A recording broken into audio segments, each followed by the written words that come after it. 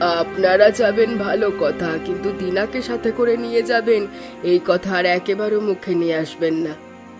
সেই বিয়ের পর থেকে একবারও দিনা বাড়ি যায়নি। আপনি দয়া করে অনুমতি দিন। দিনা আপনাদের সাথে যাবে না। এই বাড়িতে কেউ বউ হয়ে এলে আর কখনো এই বাড়ি থেকে যেতে পারে না। এ কেমন কথা? এই বিষয় নিয়ে আমি আপনাদের সাথে কোনো কথা বলতে চাই না। কাল সকালে আপনাদের সাথে দেখা হবে।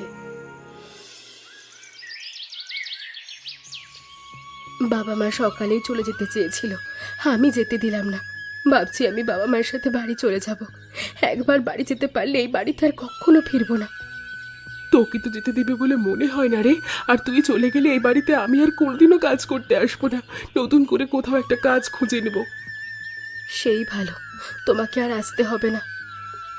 আমার গোপালটা যে কোথায় চলে গেল, বেঁচে আছে না মরে আছে কিছুই বুঝতে পারছি না।